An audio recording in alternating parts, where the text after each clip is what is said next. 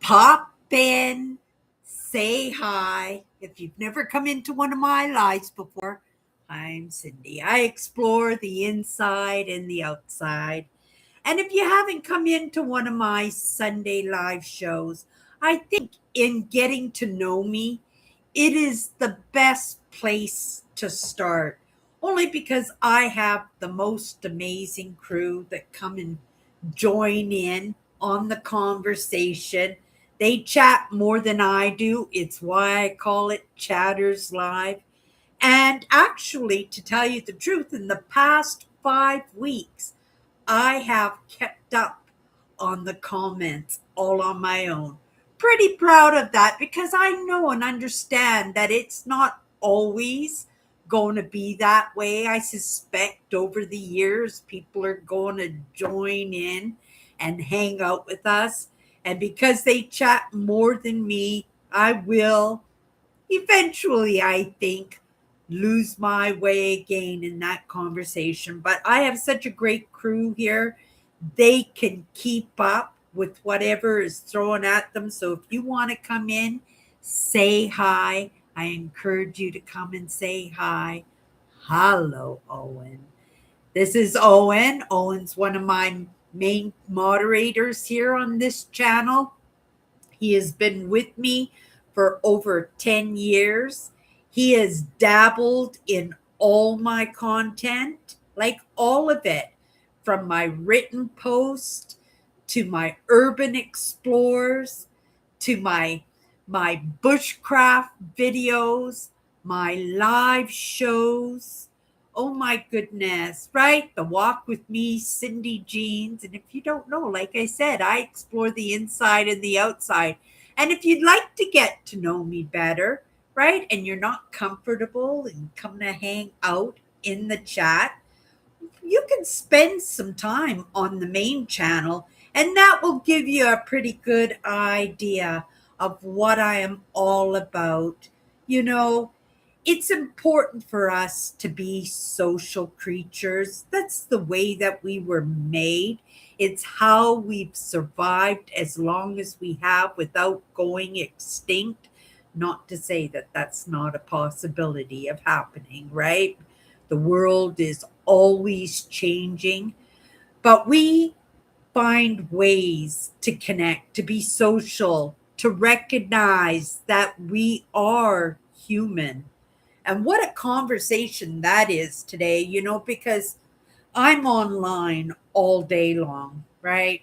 I love dabbling in to history, to Mother Nature, in exploring the insides, meaning the emotions. I love understanding emotions, understanding different personalities. If you guys don't know, I've come from a very dynamic family with a very dynamic upbringing. But, over the course of the years in working in emotions, I've come to understand most people come from dynamic upbringings. But because of those masks that we wear, that when we're together, we look the same, we act the same. And it's something I find to be very special here on my channel, that when you come in, that I encourage you, we all encourage each other to just be ourselves. The broken part of ourselves, the beautiful part of ourselves, the happy, the sad, the frustrated part of ourselves. We leave the politics in our brains, in all honesty. There is much in the way of the conversation in politics, only because it stirs the pot, isn't it? And in Chatter's life, I like to keep it light. If you hang out with me, I have another live show where I really delve into working in emotions. I do this for myself, but I share what I learn, because I learn from such amazing people, professors and psychologists and therapists, and I sit in university lectures. I sit in with the everyday man, if they have had that experience in having to deal with crazy emotions, the highs and the lows. And I'll sit in those too because, you know, I find for myself, that's the juiciest of the juice, isn't it? You know, I want to learn from the best. And I think the people who could teach me the best are the people who've had those experiences themselves in their lives. You know, that's how we get along with each other, is because we resonate with each other's experiences. You know, even if they're different, sometimes the emotions that they stir, the understandings underneath them, they're the same. They're similar at the very least. And then we can understand that we're not in the world all by ourselves. And lots of people feel that way, but they pretend something different. And again, like I said, you know, that's something special I think is about my Sunday lives, is that everybody comes in, everybody is themselves, and we appreciate that the most, right? Just being phony baloney is just not going to cut it here, because these guys will dig it out of you in a minute, right? So if you feel more comfortable hanging in the background, hang in the background until you're a little bit more comfortable. I get it. Like, I seriously get it. Especially today, it was something that I was really noticing online. I don't know if you guys spend a lot of time online. Owen, Andrew. Hi, Andrew. I saw you there, dear. Um, but I spend a lot of time online. And I'll go to the main page because, you know, lots of times I allow Google and YouTube to pick the topic, pick the creator, pick the the mindset for me for that day. I make it a rule when I wake up in the morning. You know, I make myself a cup of coffee and I sit down here at my computer. I turn my computer on, and the rule is I have to watch one of the first 5 videos that is suggested to me. The first video suggested always is an advertisement. It's something sponsored. So I usually just bypass that one. So it's the 4 true videos that are suggested to me. And I also understand people buy ads against their own content in that marketing and in that targeting also, right? But for the most part, it is creators that I am familiar with, that I follow their content, that I trust them. But I find more and more, and I don't know if you guys find this, that so much of it is AI generated. Part of me understands, right? Because it's hard to come in front of a camera sometimes. It's hard just to come in and fly by the seat of your pants and trust that whatever you put out to the world is going to be digestible, is going to be understood, is going to be relevant or even acceptable, right? Because, you know, as a YouTube creator, I represent Google and YouTube, and it would break my heart to think that I misstep myself in that. So I have to trust, like I really have to put some trust in myself that, you know, that I understand enough not to get myself in a doo-doo situation where, you know, I'm going to get a strike against my channel, or they're going to take my monetized mon my monetized channel away from me. You know, I have been monetized, oh my goodness, I think about 2 or 3 months after I started on YouTube. I started as an urban explorer, and I was exploring abandoned farms and abandoned homesteads and one-room school houses and old churches that were abandoned. And right away I was getting amazing views on my videos. Some of my videos are getting pretty close to 1 million views. I mean, it has been a long time. Some of those videos are more than 10 years old and not very well filmed, right? I don't even think there was 1080p when I started on YouTube, right? But I was documenting some of these old homesteads that the first settlers, you know, built when they first moved to Canada. And again, if you've never met me, hi, I'm Cindy. I explore the inside and the outside. And I'm from Winnipeg, Manitoba, Canada. Well, I'm from British Columbia, but I moved here when I was 18. I'm a Manitoban through and through, 100%. And I believe it's an amazing place to live. I really do believe it's amazing. I go online and they say that Manitoba is one of the scariest cities in Canada, right? That we have a very high crime rate.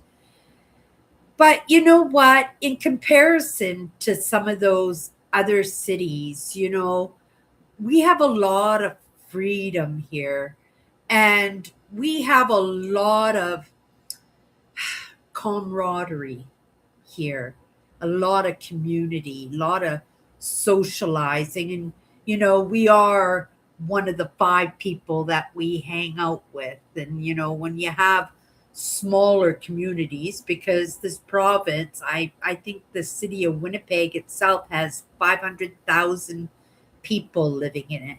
I could look out my window or I could go up to the roof of my apartment and I can see I can see the entire city by just doing the parameter of the roof of my apartment. I'm in the prairie, so there's no mountains, no hills, right? And you have those high rises, but they're right downtown. And that's the only thing that's going to block the view. But other than that, I can see the entire city. 500,000 people. If you think of it, it's not very much. And if you think of it, there are more people in the state of California than there is in all of Canada. So we have a lot of land that could be, I don't know, homesteaded, right? We use a lot of our land for agriculture. We feed the world, right? We're big on the grains. That bread that you're eating, those grains are probably coming from us. We ship. We're in shipping with the big boats that ship all over the world our agriculture and not just the agriculture, but we're big on cattle and meat and fish.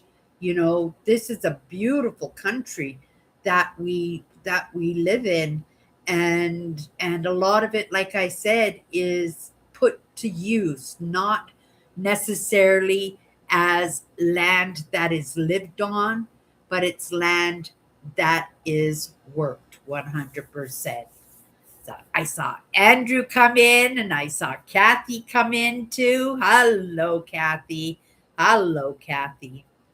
Yeah, but I was recognizing today while I was online, you know, how much content is being served up by AI. I also understand a lot of these channels are not able to be monetized because they're AI generated. It's right for myself. I am subscribed to a few AI channels when it comes to mindset and it was something I had to digest, right? Because I'm somebody who wants to see the creator. I want to feel out the creator. I don't want to have a picture on the screen and listen to possibly an AI voice, which good 90% chance that that's what I'm listening in on. Sometimes I get an AI generated character of somebody that I do follow, like lots of the thought leadership that I follow out there have got avatars out there serving their content too. For me, I can pick that up in not even a sentence, and I am out of there. And unfortunately at this point I'm not able to, what's the word, put my trust in AI generated characters. So I'm missing out on a lot of content out there only because I can't feel it out, and I need to feel it out. I need to feel out the people that I'm learning from. I also bumped onto a advertisement today where the everyday man, like Andrew, Owen, Kathy, like you guys, you could make a television series for Netflix. There's an app out there. You can buy it for like $80 and you can make videos. And you don't have to know editing, you just have to tell a story. You just have to be able to tell a story. And this app will create a story, a video, a movie for you, a mini series, right? It's crazy. And it's only going to get, I'm not going to say worse because in this moment, I don't know if it's a good thing or a bad thing. I don't know because I'm not really feeling it out, even though I am subscribed to a few channels, right? But they had to build their trust up with me. And again, because I can't feel everything out, I can't take it as truth, right? I can only take it in as perception and another perspective, right? That gets stored up on the shelf for resourcing if necessary. But I would much rather learn from somebody real. I would much rather be able to sit here and have conversations with you guys, just like like I don't see you guys, right? But we've been together for so long, and because of that genuineness, because of that welcome of everybody to be themselves, that over the years that we have gotten to be friends in all honesty. And of the people in here right now, in truth, I know what William looks like. Hello, William. And I know what Kathy looks like, but I have no idea what Andrew looks like, only in those conversations that we have, in the understanding of work and ailments and little stories that you guys tell here and there, and Owen with his mom and his going for walks and his love for Mother Nature, and some of your guys' hobbies and relationships in your life, that over the years that we have gotten to know each other. But this idea of moving into the digital age where the everyday man, if you're a good storyteller, that you can create. It's kind of crazy because those people who went to college to learn to be video editors, they don't have to use, right? Those degrees or that diploma in video editing, because there are apps out there that will do that for you, right? And you don't even have to be a good storyteller in any way. You just have to know the topics that you want to talk about, right? And if you went to school, everybody has interests, right? It's important to have interests. And if you've got an interest, you can write a book. Oh my goodness, that was another one I didn't even think of, right? You can write a book, but you're not even writing it. That beautiful skill that Andrew spent decades learning in his calligraphy. Yes, Andrew loves calligraphy. If you've ever gotten a letter from him, which I have, he has the most beautiful handwriting, and it's beautiful. And yet that's a skill that's going to be not relevant, right? Pretty soon. It's going to be really not relevant. Picking up a book and reading a book is probably not going to be relevant in the future. It's kind of weird when you look at it in the moment. It seems scary, but this is technology. This is moving forward, isn't it? And it's going to be up to us to decide how far we want to take it, right? Because now those tools are just not on in Elon Musk's hand because it's got lots of money, or in these big corporations because they have lots of money, because we know apps are not very expensive, right? Not at all. Not even expensive to create an app.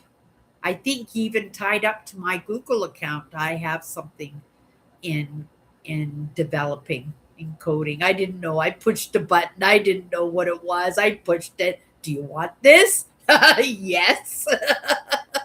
And I've had it ever since I've started in my accounts, right? But have I ever used it? No. In this moment, I'm not technically inclined. I don't even know if I would be I would love to write a book, right? I have so many stories in my head, right?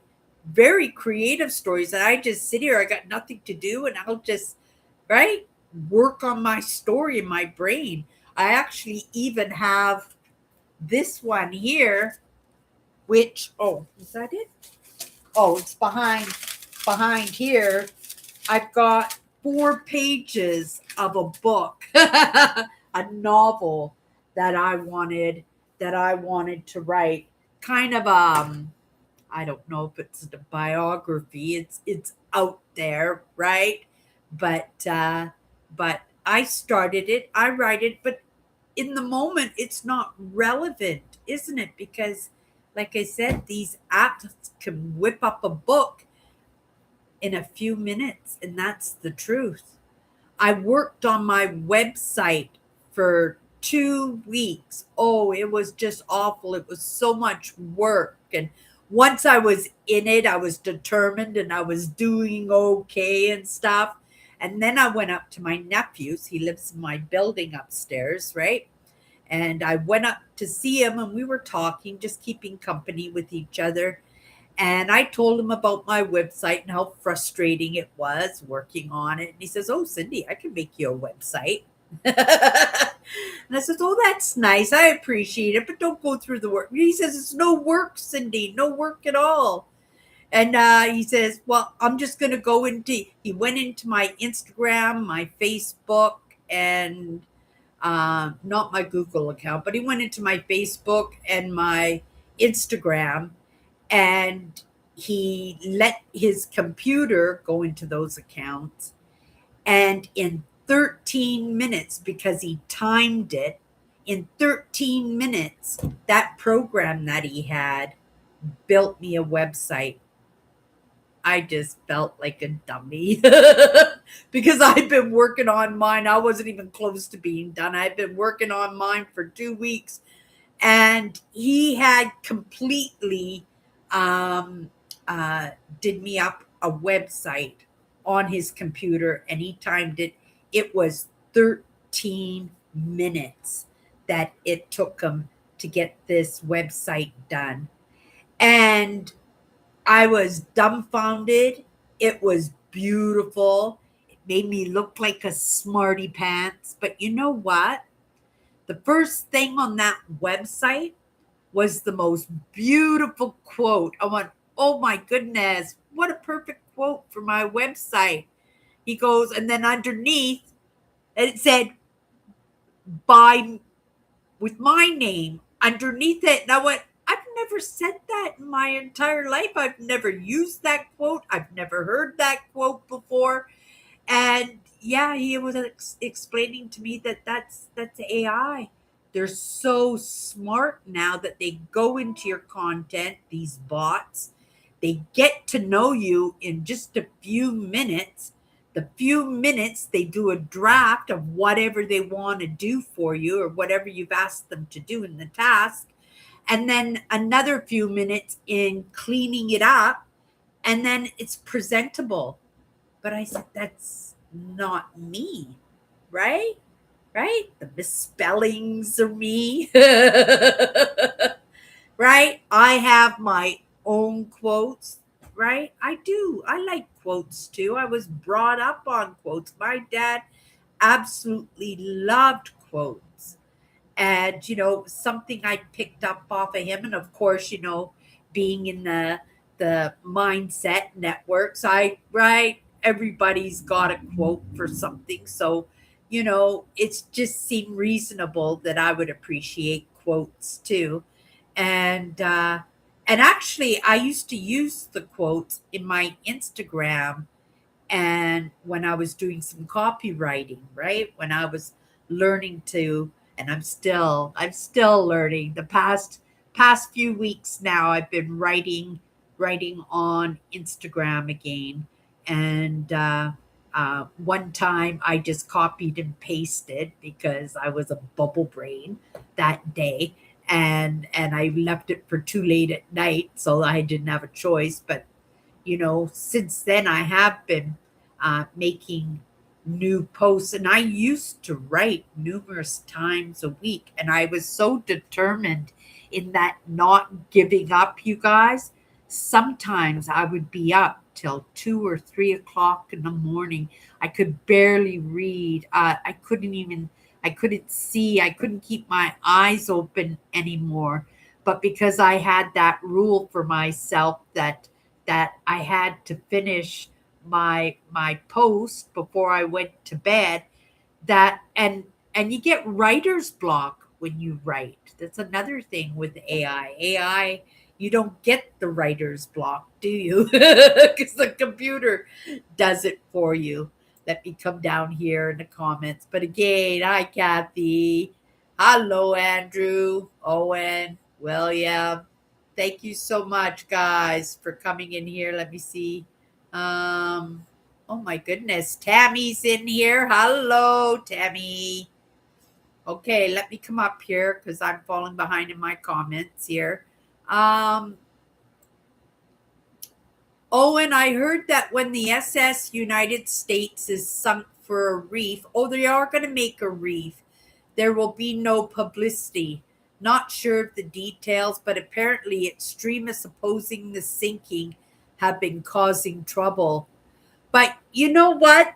They're causing trouble because they don't understand the benefits of a boat being sunk for a reef. I actually watched a donkey, a donkey monkey. I watched a documentary on some of these ships that have been sunk to create reefs, because they have to be these big boats. They're just being torn apart, and the ocean floor is covered in ships and boats and equipment and stuff. All you have to do is take a look at Lake Mead, Mead.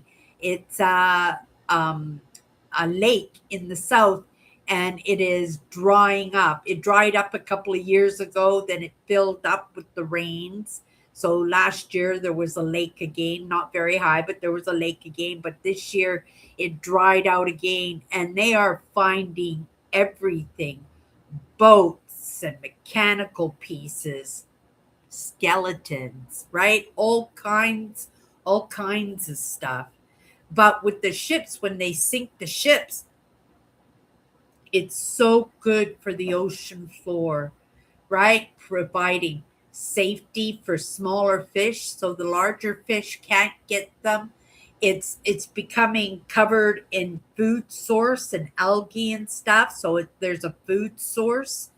And and uh and it's interesting because divers love to go down and dive these ships too, because they take the doors, they take everything off of it that's going to be a hazard in the ocean, because a reef means it's accessible to the marine life, right?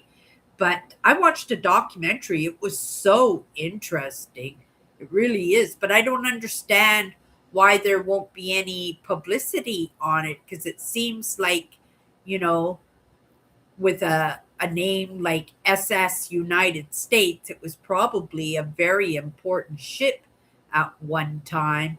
And I'm sure Andrew can give us a little bit more information on that ship. He does love his ships, but why as to, oh, because of the extremists opposing the sinking and causing trouble.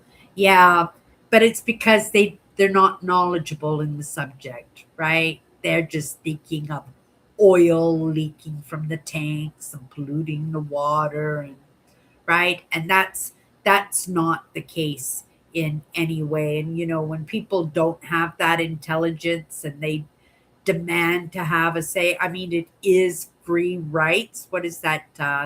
Um, uh, what's the saying? It's in the Constitution. The right to free speech, right? They have the right to free speech, but sometimes free speech comes at the cost of that speech being given by somebody who doesn't have a lot of expertise in the subject. It's just somebody who wants to have a voice, and unfortunately, lots of times in speaking, before you have that knowledge, you become a target for somebody else who has something to say.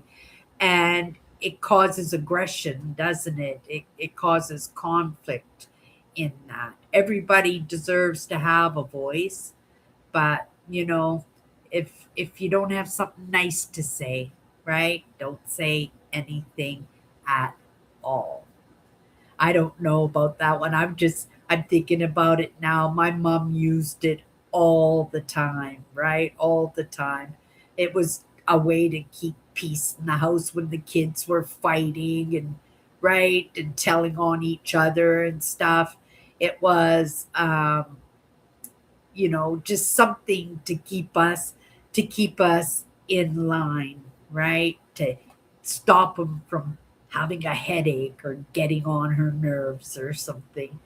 But I do believe that it's pretty amazing that as a small man, each one of us gets to have a voice, right? Has that right to have a say in something, even if they're not intelligent. But if you're going to open up your mouth and say something that's unintelligent, we're still kind of right. We're going to have somebody's going to have something to say about it. 100%, right? You gotta cross your I's and no, dot your I's and cross your T's, right? Make sure you got it down packed.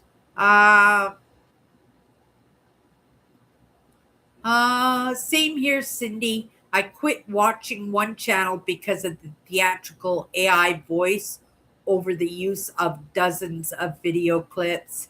Yeah, I mean, sometimes there isn't even any effort put into it. Sometimes they leave one picture on the screen and it's an hour video, and all you're doing is sitting there and listening and feeling out the content, and it doesn't really, right, like I said, I really need to feel out the creators. I need to feel out the people that I'm interacting with, it not just for safety reasons, but for trust, right? Like, we have to be able to trust who's serving us information.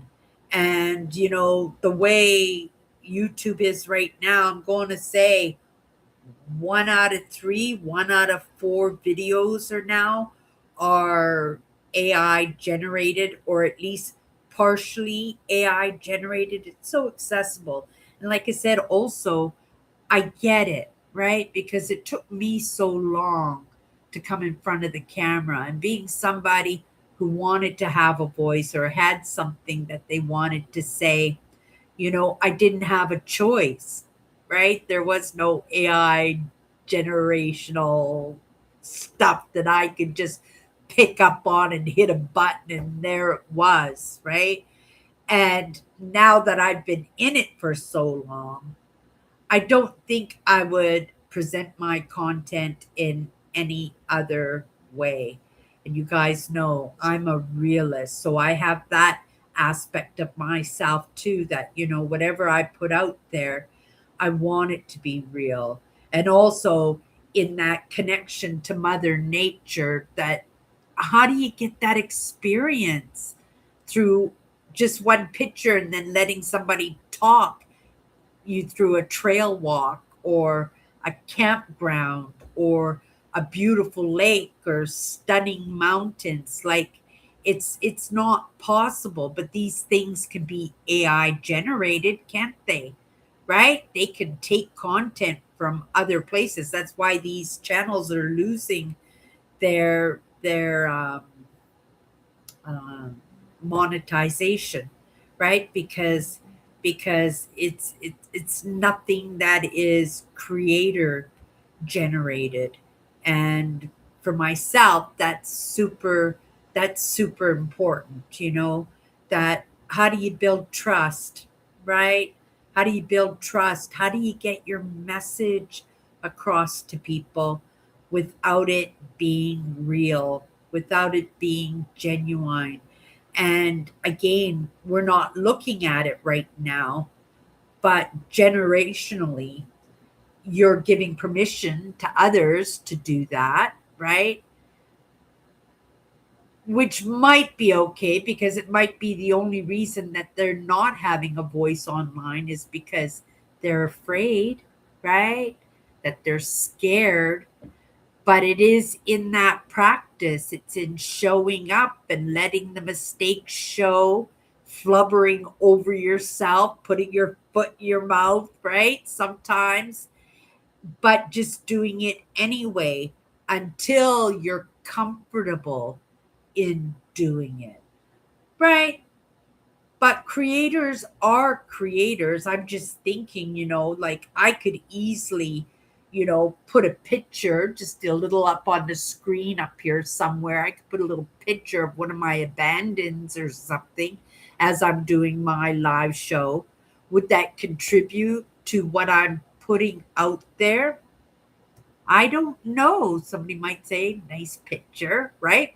Somebody might delve into my actual main channel to see what else I'm doing besides coming in here, right?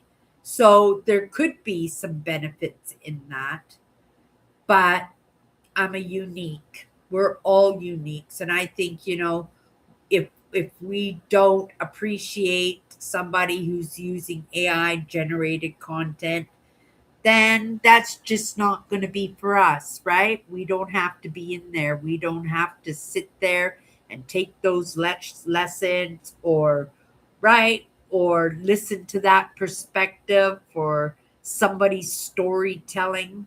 Because in the end, right, there's always two sides at the very least to one story, right?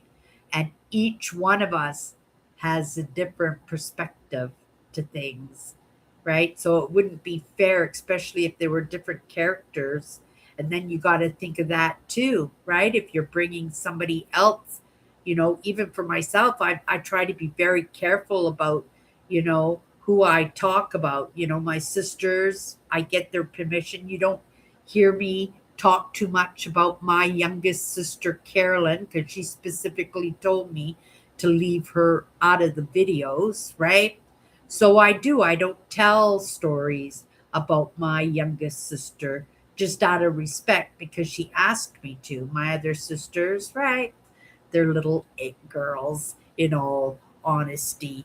And because there's so many lessons tied up in my own experience, right? So I have to make sure that my experience is tied up into the stories that I include them in. But you have to be careful of that too, because you can, again, you have to cross your T's and dot your I's. You have to make sure that everything is true, that you're not disrespecting anybody, right? That you're not quoting somebody who didn't say something that was true, or say somebody has done something when they really might have not, right? Just wanted to sip of my coffee because I knew it was going cold. I just opened a fresh tin of coffee this afternoon. Nothing better than opening a fresh tin of coffee. I like different brands of coffee, and I switch them up. So every time I buy one tin, I make sure, unless it's really on sale, right? And I have to buy a few tins because they're so cheap. I have to buy a few of them, that I always switch them up with something different. And now this one is a President Choice um, coffee, and I really like this coffee because it's got a hint of caramel in it. And I'm not normally that person. I don't like the English toffees and the Brazil nuts, and I don't like coffees with the whipping cream and stuff like that. I like a good cup of coffee. I do like a dark roast coffee though. I really do like. I almost bought a tin of dark roast coffee, French dark roast coffee, but I had never had it before. And what if I didn't like it? Then I would have to finish that tin of coffee this month, right? Just because I'm not in a position to go off and spend another. So grateful the price of coffee has gone back down a little bit, right? The gas prices have gone down a little bit. I don't know what it looks like in the States, right? But here in Canada, the price of gas has gone down. Our prime minister, our premier here in Manitoba has taken the taxes off of groceries. So we don't have to pay taxes on groceries, um, for now anyway. I don't know how long it will last. I would guess as long as the recession is going on. Sorry, I just had my dinner. I'm going for blood tests tomorrow. And here I am sitting here going, Cindy, you don't need to go to blood tests. You're perfectly good. I've been taking my blood pressure when I go to the drugstore and to the grocery store when I go for my walks, and my blood pressure has been good, right? But I mean, if I'm fluctuating up and down, like I'll talk to the doctor. Oh, my air conditioner just went off. I don't know if it's going to continue beeping or if it's going to die. Okay, it went off, so it's okay. I'm going to turn it off first. Well, I might as well just open it up and change it. I'm sorry, guys. Give me 1 second here.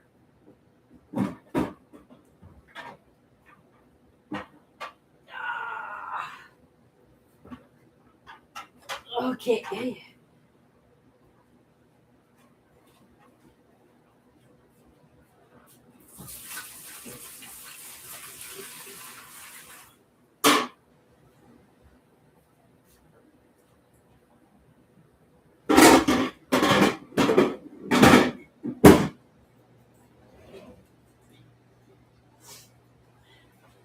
There we go.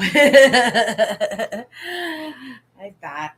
I'm so grateful I have a good air conditioner. And actually, I'm going to put the curtain down. There we go. The sun's going down now.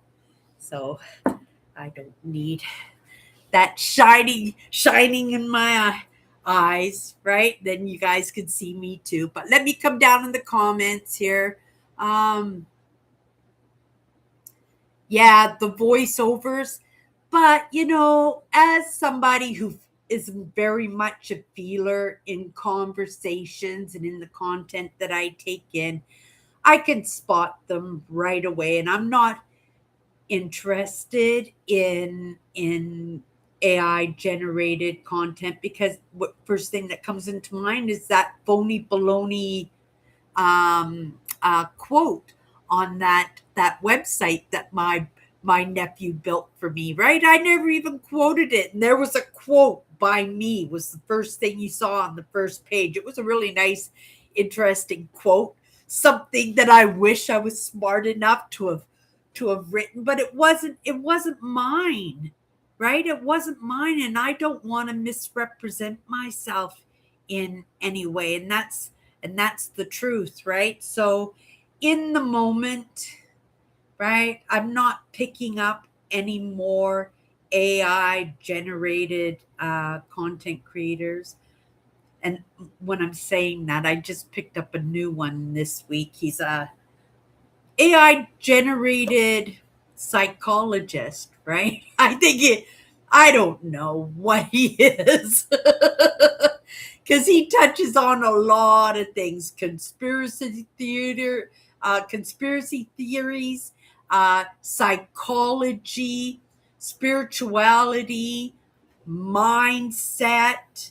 Oh my goodness. And he's very interesting, but I can tell that he's not real, a real person. There's some tips out there, and if you guys know these characters, throw out the things that you notice about these AI generated creators and or characters that are online. People fidget, right? Like what I just did now, and jumping up and fixing the air conditioner. An AI generated um, character wouldn't do something like that, because that doesn't happen in fantasy land. That just happens in the real world, right? Humans are naturally fidgety, aren't we? We're very fidgety people.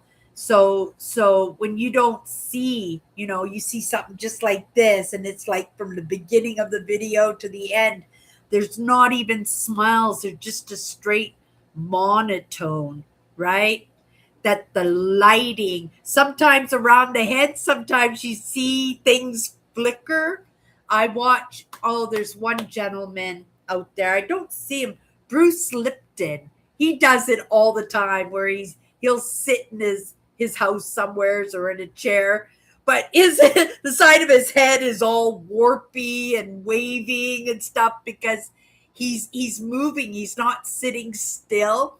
And his AI generated background, whether it's in a forest or in his living room, or maybe not even in his living room, it's somebody's living room, not his, right? Or out on the beach or something, and he's all wavy and stuff, and I'm just like, right?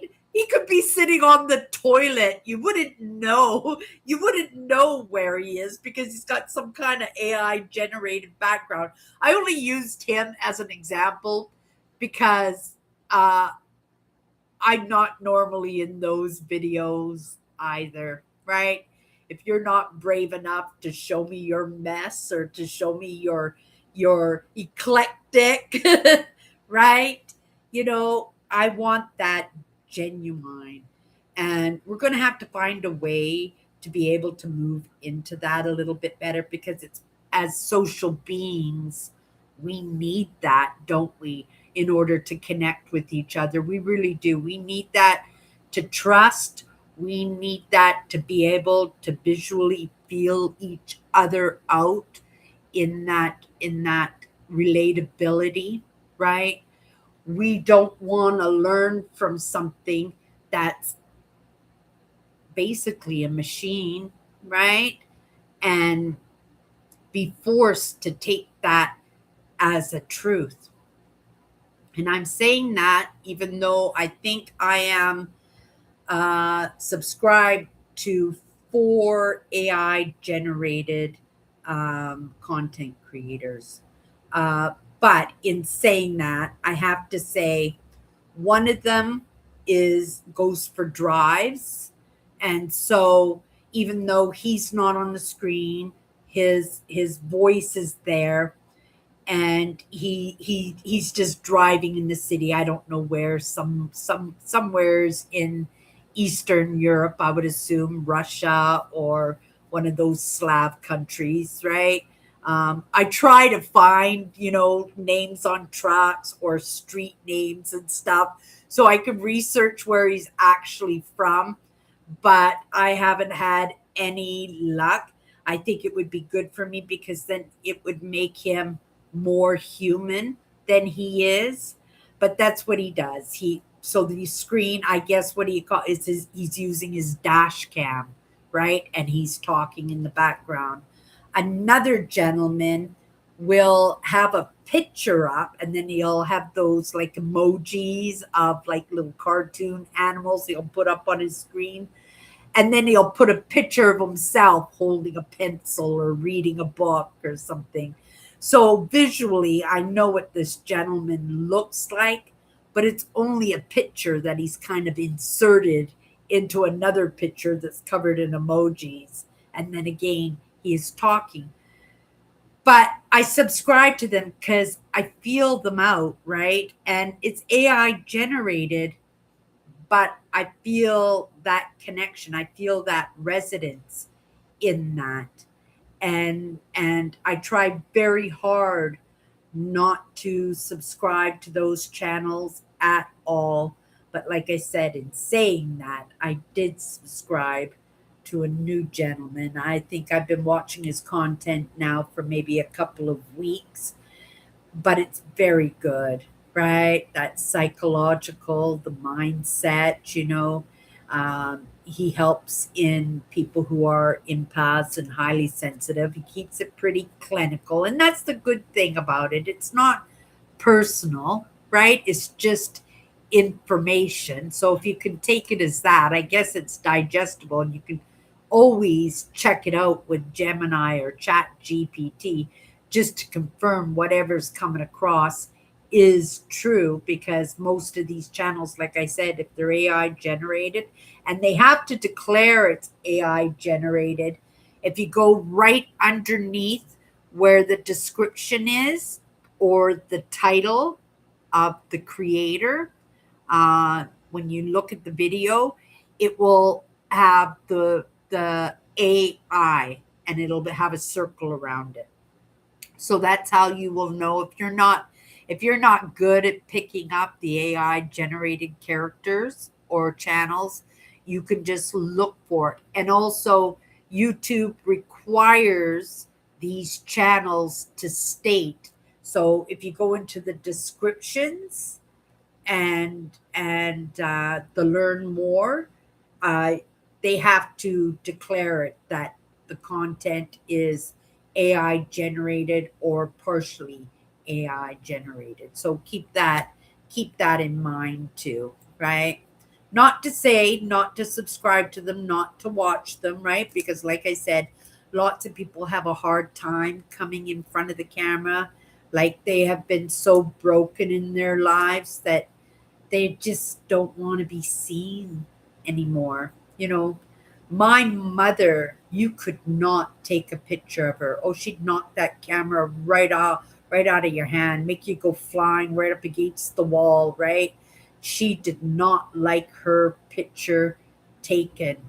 And she didn't have a lot of friends. Neither of my parents had lots of friends, but particularly, my mother was very much to herself that way, so she would have had a very difficult time in doing what I'm doing. It would be absolutely impossible for her. I think my sister Alice would be great at it because she's such an it girl, right? She's always telling me, take my picture. Right? She loves attention, my sister Alice, but my sister Tracy, right? And then again, like I said, my younger sister just says, just leave me, just leave me out of it. But she's good with it, right? She's perfectly fine in what I'm doing. If it makes you happy, Cindy, if that's your life, have at her, right? Have at her. but just leave me out of it. So on the norm, I leave her out of it just because she requests it, right? Um, oh, the sinkings in the near future. Uh, Hi, Cindy. Hi, Prairie Dodgers. Kathy, Andrew, Owen, everyone else. I was mowing the lawn. Yeah, that's one thing. I don't have a house. When you live in an apartment, it's pretty simple. You pay your rent, right? And you got a home. Any repairs that you need done, you just phone the character. I don't know. I'm a pretty private person. Um, if it's livable. I am good with that. If I have a stove, I only work with two elements on my kitchen stove. But I've never requested somebody to come out and change my elements or come and exchange the stove for me. But if I've ever asked for anything, when you guys know my smoke detector goes off on me every once in a while, and I think they replaced the smoke detector for me because it hasn't gone off ever since I told them right, because I was like going down to the head office like every week to say, yeah, it's beeping again.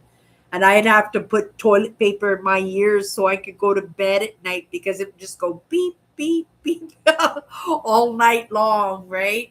And I always felt bad because I didn't want to wake the caretaker or the maintenance man up in the middle of the night to come and fix my fire detector. And I remembered the last time or the time before they actually did fix it, he came up and it wouldn't go off. It wouldn't turn off. He had to put it under his armpit and it was still beeping away. He pulled the battery out of it. It was still beeping away. And he scurried out of my apartment. But they just put a fresh battery in it and put it back in. And a couple of days later, it was beeping again, right?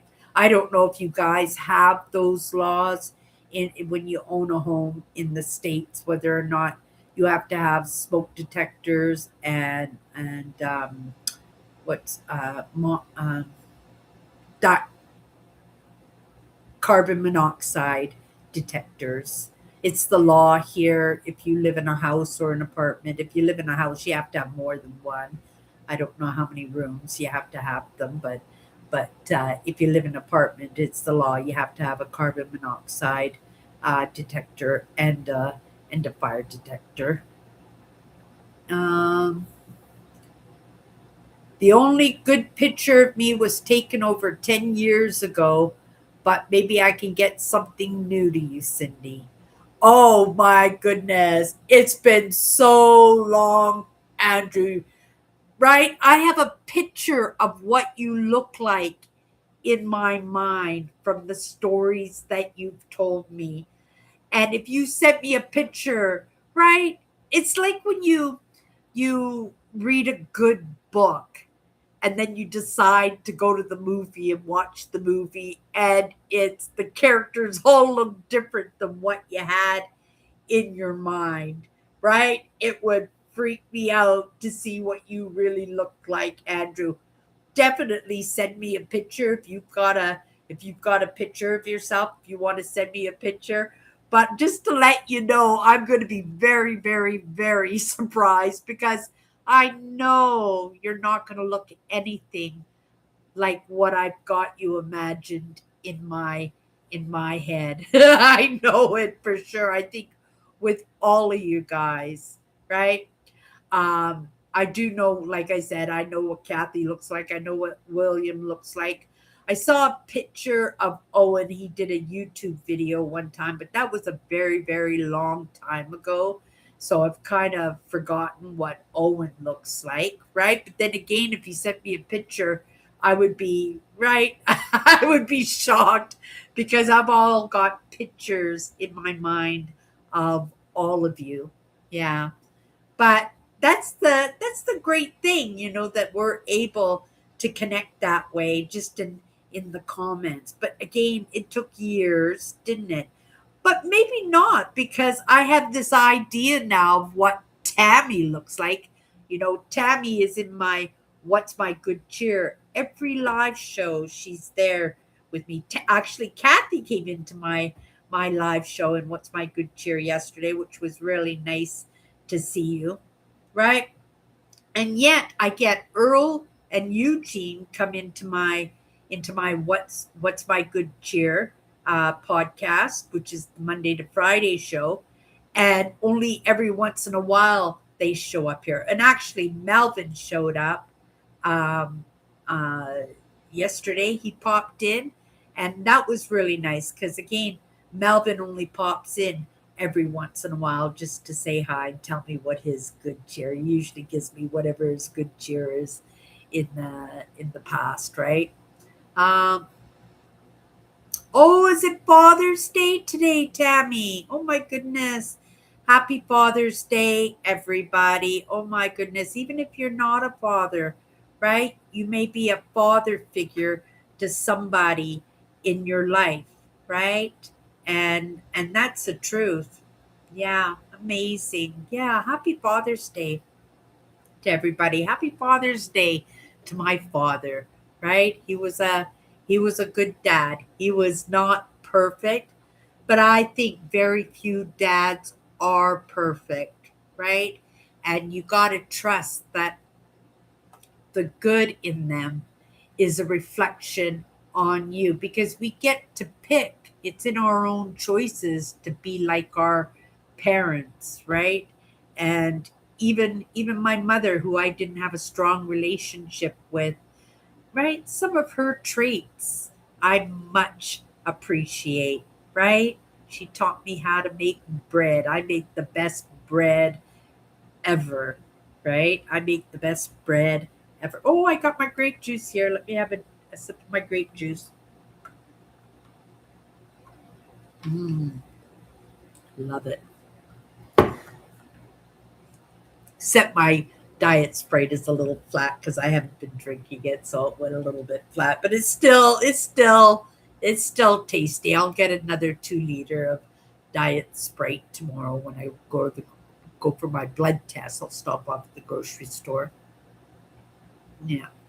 And I'm not worried about the blood test. I am kind of curious because my blood pressure is back to normal this week. But last week I went to get my blood pressure checked a couple of times, and my blood pressure was quite high. And I don't know if I don't know, maybe I overexerted myself. It didn't feel like I overexerted myself, but who knows? But if it fluctuates, that's probably not a good sign either. If I take blood pressure pills, maybe it'll regulate them so that they'll be the same all the time. I would hate to take blood pressure pills and have those blood pressure pills make my blood pressure too low, right? Because I'm assuming low blood pressure is just as bad as high blood pressure. Yes, but happy Father's Day, you guys. I recently purchased an 8-foot ladder. The smoke alarm went off once at 3 a.m. and it's loud. My ceiling is, 10 feet high, but now I can take care of the smoke alarm. And you had to buy a ladder to do that, but I don't think really there would be any other way. 10-foot ceilings? Andrew, wow, that must be pretty beautiful. Do you live in a vintage building? Do you live in a vintage old building? Like those, when you say like the buildings that we have that have 9-foot ceilings, those are usually the 100-year-old apartments, right? I just love the old apartment. I love architecture. I really do love architecture. Yeah, the American bungalow is actually my favorite home. If I were to ever buy a home, it would have to be an American bungalow, right? I love the curved doorways. I love the cabinetry that's built in to the walls. I love that they're usually just 1.5 story or 1 story high, right? They usually have big, beautiful yards on them because they're smaller homes. Yeah, I do love the American bungalow. I don't mind the ranch style houses too. And especially as we get mature, we don't want to have those second and third floors either, do we? Right? We like to have everything on the main floor. I remember when I was urban exploring, they were the saddest houses that I would find, these old homesteads, and I would walk into these abandoned houses, and I would see the bed would be set up in the kitchen. There wouldn't be any kitchen table. I don't know if you guys remember any of those videos, but I would find these old homesteads where the bed was in the kitchen. I don't know, right? It was just because people get older and they can't go up the stairs anymore to their bedrooms, so they would set their beds up in the kitchen. Maybe it was for the warmth, right? Maybe the stoves kept the house warm. They could cut the heat off on the second floors and they could use it for storage and stuff.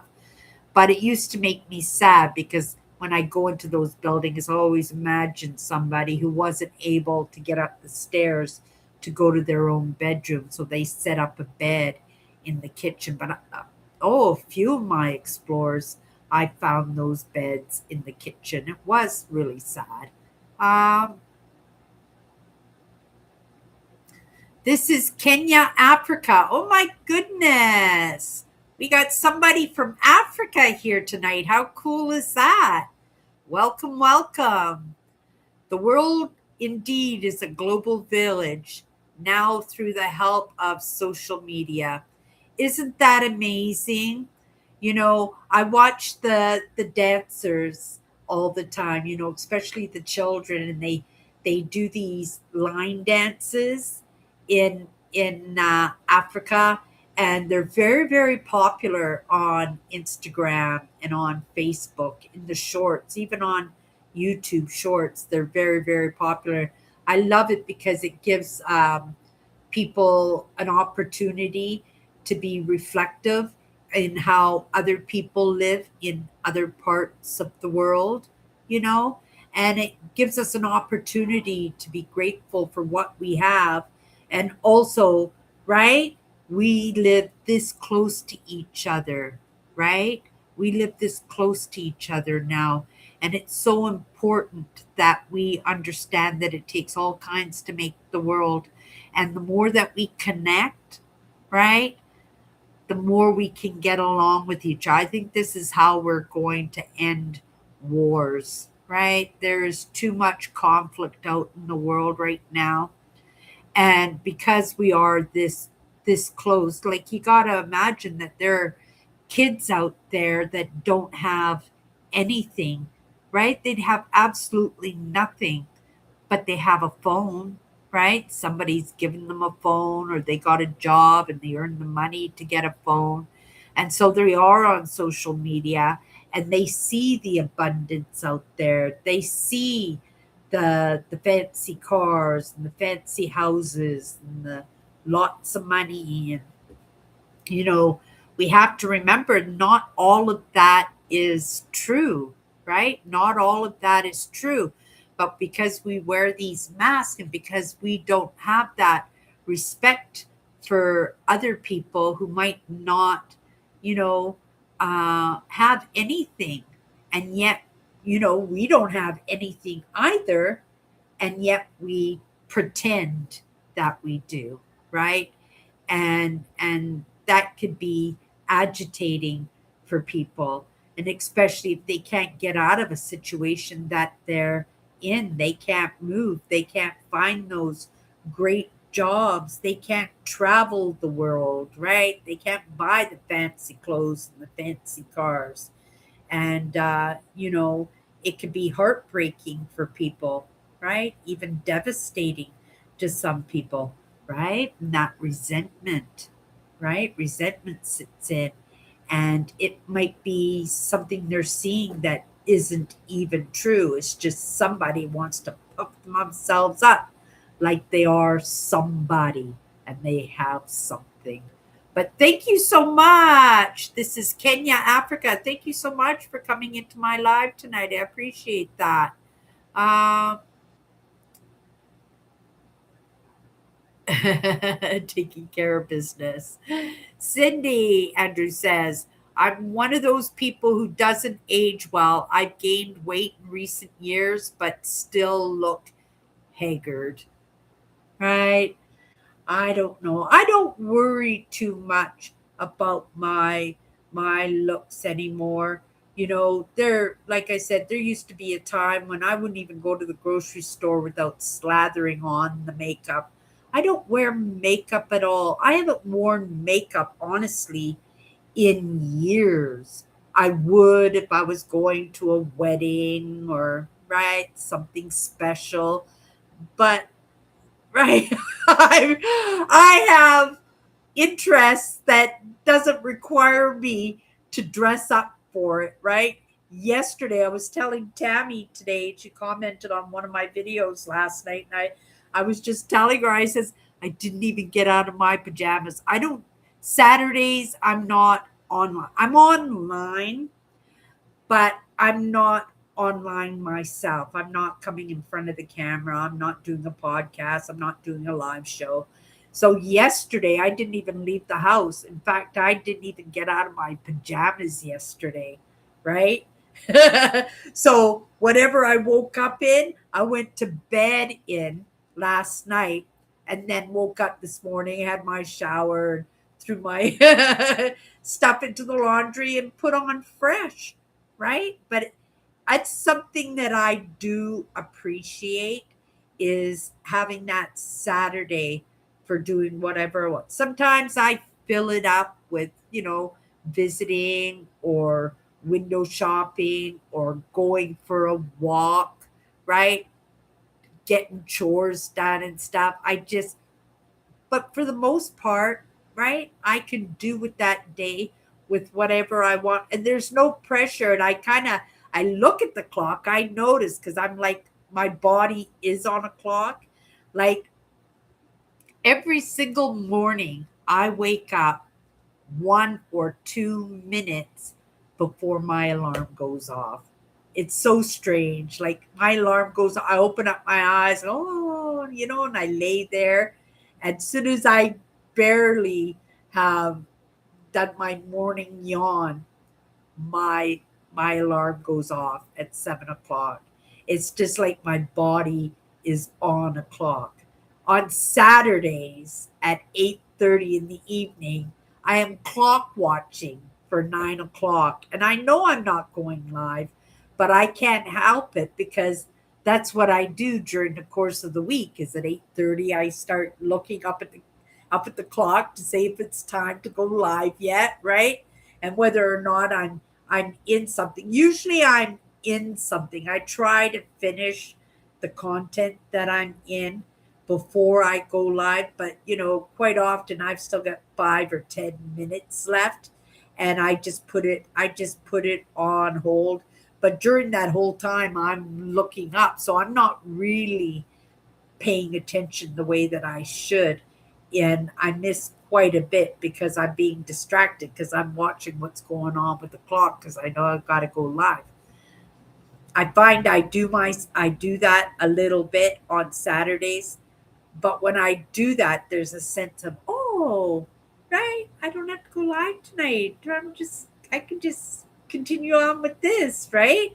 And I enjoy doing my live shows, but I also enjoy not having that I have to on me, right? Like it I don't want it to ever be like it's a chore. And so I appreciate for myself that I give myself a day off in in going live. But sometimes I do want to go live, right? And I just say, no, Cindy, right? You're not going live tonight. It's a day off. Stay in your pajamas. And that's what I did yesterday. I stayed in my pajamas all day. Um,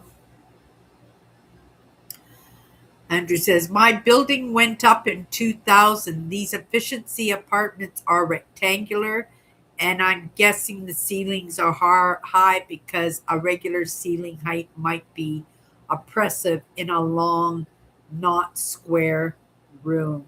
Oh, I get it. Yeah, just to warm it up a little bit. But wow, 10-foot ceilings, that much just must open it right up. I would also think, well, I guess maybe they might be do something like that in my building. I never hear the people upstairs. I know there's somebody who lives up there. Every once in a while, I hear something crash or something every once in a while. But for walking around and people out in the hallways, people next doors, I never hear any of that. Like this apartment block is very well soundproof, so maybe there's like crawl spaces or something in between the floors of the apartments. I don't know. Um, Same here, Cindy. I love houses and architecture of many styles, but would be happy with just a small, simple place with a room for a garden, right? A little sunroom or something. Or I always look at the old apartments, and sometimes they have sunrooms instead of like a porch or a balcony on their apartment. They have a little sunroom in there. It's not heated or anything, but it's a nice place to put plants, and it's a nice place to sit out and have a morning coffee or sit out there in the evening and read a book or something. Yeah, I've never lived in an apartment with a sunroom, but when I go on my walks, I see them all the time to think, oh, what a beautiful building this is. I would love to have an apartment. I wonder what these apartments look like, right? And sometimes I've had friends or I've had family members who have lived in those apartments. So some of the apartments that I do come across in my walks, I do know what the apartments look like inside, only because I've known somebody who might have lived in that building at one time. But yeah, I love architecture. I love all architecture in all honesty. You know, we have some beautiful old buildings here in Winnipeg. We are known as a production place when they're making movies because we have a 15 square block of architecture. They're skyscrapers and stuff, but they're all from the late 1800s, early 1900s. But they are protected by an organization called Heritage Winnipeg, and it's run by donations. And they try to get artists into the building.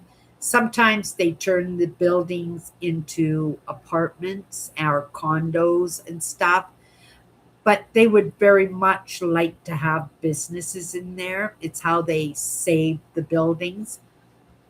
But in being part of Heritage Winnipeg, you're not allowed to change um, the architecture of these buildings. They're very, very specific that they stay in strictly the code from what they were built in. So that's the idea. They take on a building as part of their um, organization, like something to care for, to be responsible for. Um, the rules are that these buildings really got to be watched when it comes to updating. There's a beautiful church just 2 blocks away from where I live, and I can look out my window, and they recently put neon lighting that that lights up the whole steeple of the church. And because I live in an area, it's very much like Greenwich Village. It's a very hip kind of neighborhood with restaurants and little shops and very diverse community. There's residential, lots of residential in the area too, but it's a community. They call it Osborne Village, right? It's like Greenwich Village. And this church is central right in the middle of the village, and it's really old. It's late 1800s, early 1900s, like 1910 at the very latest, right? Beautiful old church, but because of the neighborhood that it lives in, it's it gets a lot of honorable, right? It has a soup kitchen. They feed homeless people in the neighborhood in the kitchen in the wintertime because we have extreme cold. It's like minus 40 Celsius, minus 50 with the wind chill. It gets really cold here in Winnipeg. What they do is they have a daycare area in the basement and they clear it and they put out sleeping bags. And so the homeless people can come in out of the cold at 7 o'clock at night, but they have to be out of the building by 7 o'clock in the morning because at 7 o'clock in the morning, parents are bringing the children for daycare, right? So they let people sleep there, and they feed them breakfast. They get breakfast bagels and stuff like that in the morning before they sent off, and then they're back in the cold until 7 o'clock at night. But they have these beautiful neon lights all around the base of the steeple of the church, and it's a really beautiful old stone church. It's just gorgeous. And they have AA meetings in there. You can rent space in there. Um, but they wouldn't allow Heritage Winnipeg to have a say because, to be a part of Heritage Winnipeg, you're not allowed to do renovations. And they gutted the entire church to make the daycare, to make the soup kitchen. Um, and the church itself has been redone. A lot of the stonework had to be done. The roof had to be done. The steeple needed work on it too.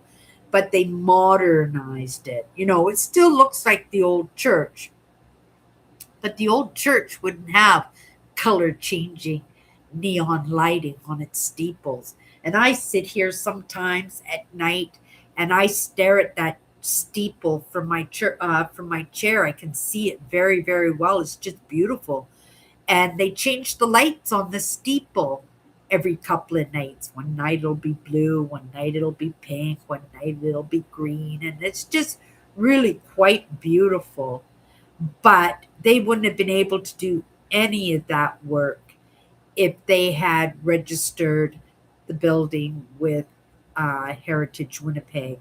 So some of these heritage buildings won't be able to be saved, right? They may look the same, right? But underneath it'll be new electrical, new lighting, right?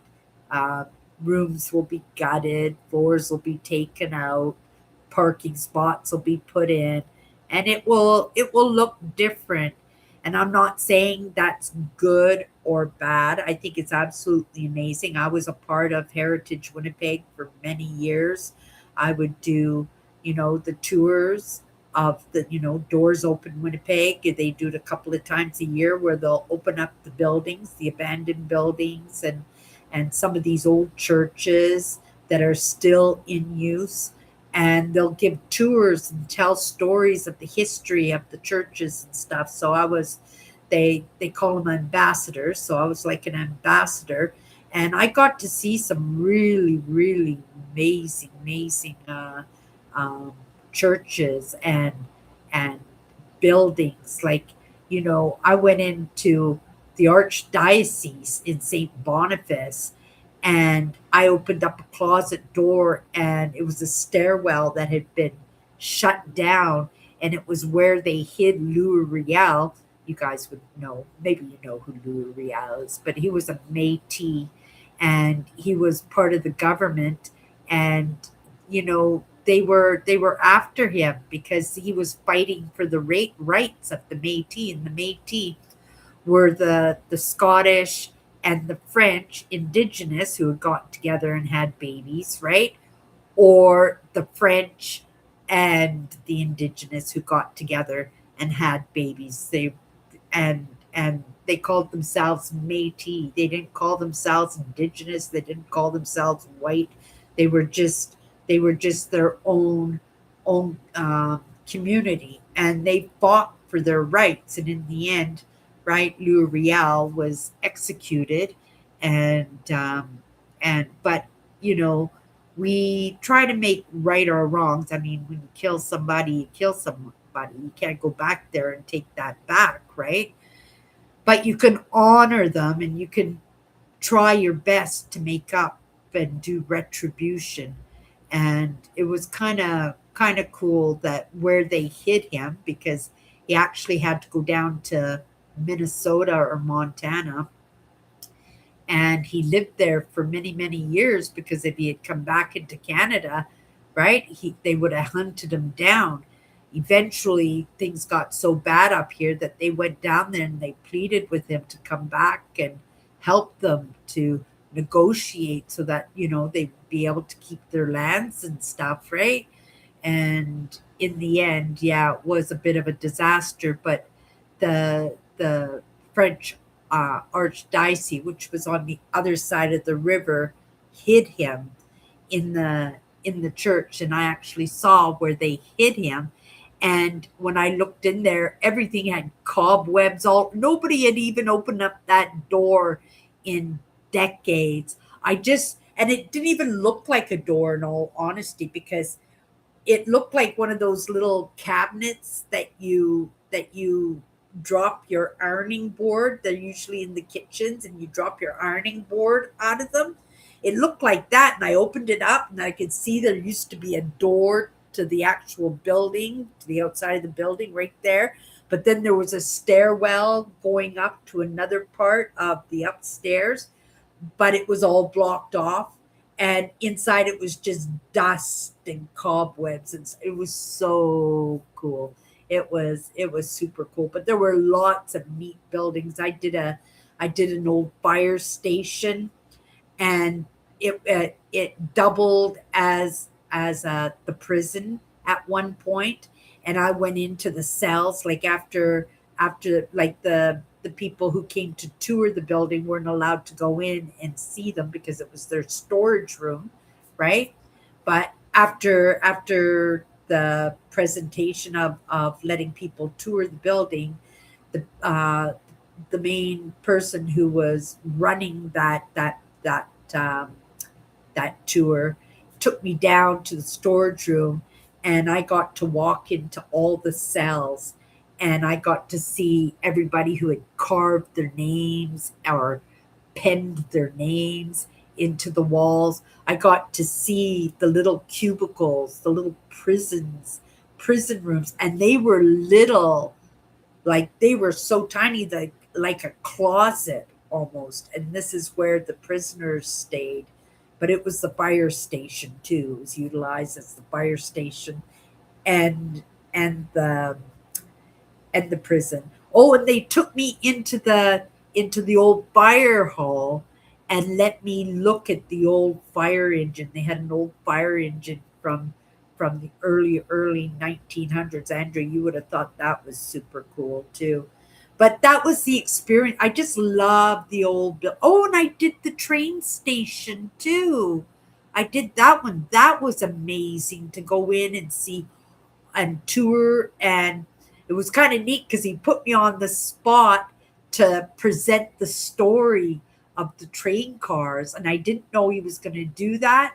And it was just a fluke that I had done a little bit of research on the train cars, and he gave me a sheet of paper with a whole bunch extra information, and they thought I did an amazing job. I didn't know I was going to do the tours myself. I thought I was just going to let people know where to go, make sure everybody was safe, and put on a smile because people like bright sunshine. But yeah, he put me to work. I absolutely loved that one too. Lots of these old buildings, and I haven't done it in the past 2 years. This year will be the second year that I haven't done Doors Open Winnipeg. First off, it was because I couldn't get the time off of work, and this year I'm maybe it's just in that feeling bad, maybe that little bit of guilt that I have kind of skipped over a couple of years of doing it. But maybe this year I will. They usually do one in May. I missed it, right? And they do another one, I do believe, in September, the beginning of September. You guys know I do my camping trips in September, and I'm scrambling a little bit with that one too. I don't have much money put away for that one at all because I've been putting a roof over my head, but it's not stopping me from planning. You guys, I am finding the most amazing trailers and campers, like retirement setups that I could actually go and live in provincial parks for at the very least a good part of the year, right? And do my YouTube videos and truly mix the inside and the outside together.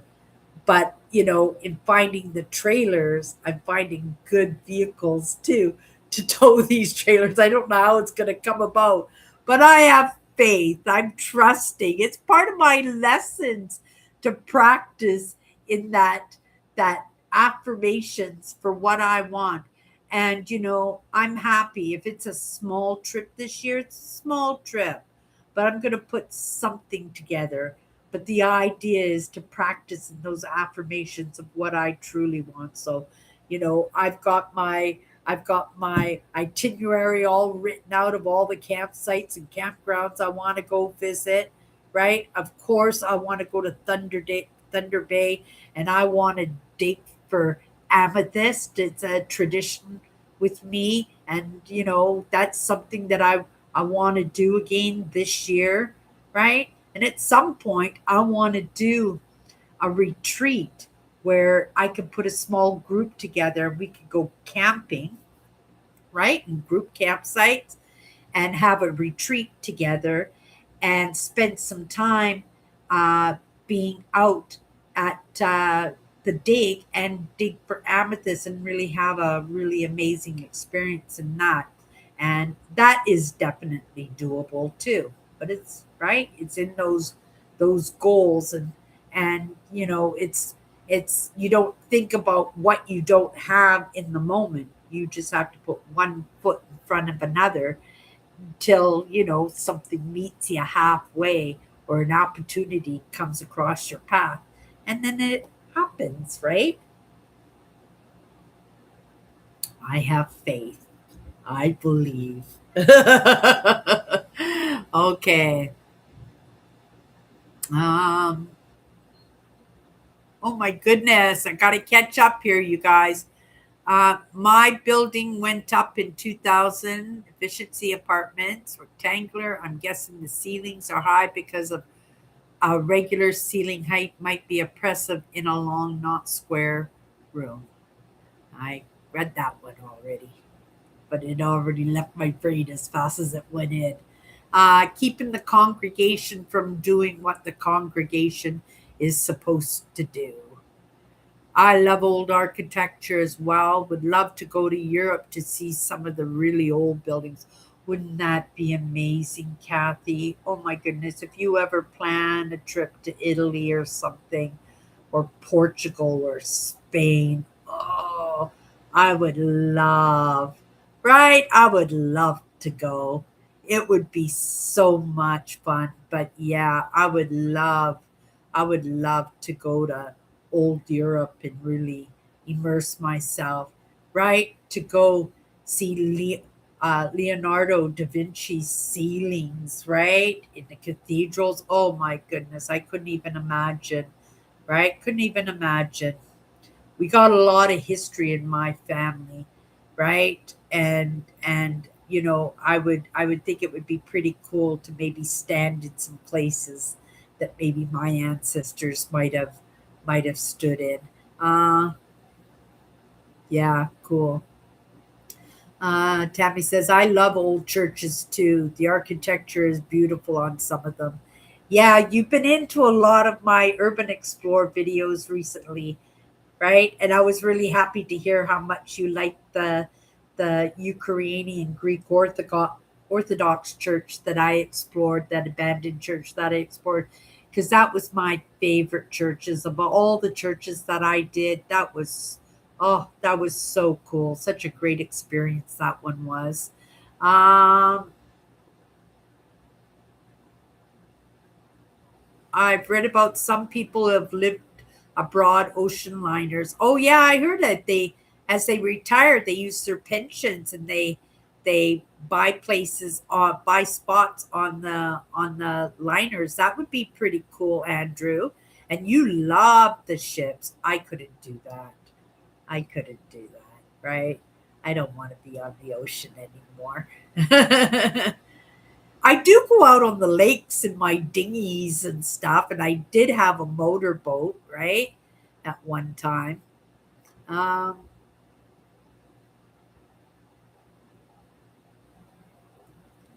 Friendships with neighbors, but you would be able to go off the boat every once in a while and do some sightseeing and different places in the Andrew. But you have to also think that you want to take care of your legs first, right? See how you feel after you get your legs done, and then right at that point, then do that life, Andrew. I think you would be so happy. You're right. You like your time on your own, and you can sit on the decks and have conversations with people. People would find you so interesting, Andrew. Like you're so interesting to talk to here. I couldn't imagine, you not being interesting and people not wanting to connect with you at dinner time on the cruise ship or out on the deck on a nice relaxing chair, right? Playing shuffleboard or whatever they do for games. Float around in the swimming pool.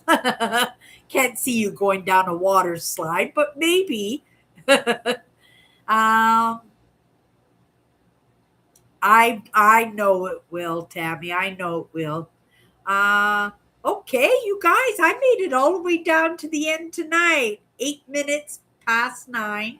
That's pretty good, right? As long as it's quarter after 9, I start thinking it's a little bit late to keep my live show going on. I know in some parts of the world it is much later or much earlier than here. And if you guys are working tomorrow, I don't want to keep you up all night. I appreciate that you guys come in and hang out with me. I'm going to have the last of my juice because it'll be the last thing I can drink because now I've got to fast. And if you guys know anything about me, I'll be out giving my blood first thing tomorrow. When I get up, I'm just going to get dressed and off I go and, get those blood tests done.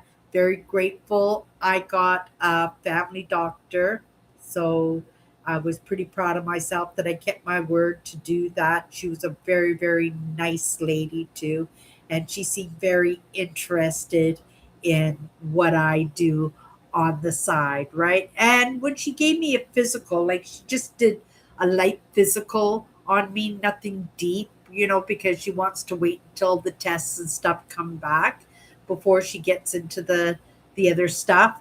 But in checking my breathing and my heart rate and you know poked around on my body a little bit, she seemed to be pretty pleased in the state that I was very surprised because when I'm going for my bike rides and my walks, I find that I take little breaks now, right? Because I don't want to overexert myself. But I was worried that my blood pressure was high, that I shouldn't be going on these walks. But she says, yeah, it takes 5 or 10 digits off your blood pressure if you're active enough. She says, don't stop your walks, don't stop your bike ridings, carry on. So I've been carrying on. But yeah, checking my blood pressure this week, it seems to be on track again. So I'll have to mention that to her too, because I don't want to go on the blood pressure pills if I don't have to. If I have to, I have to.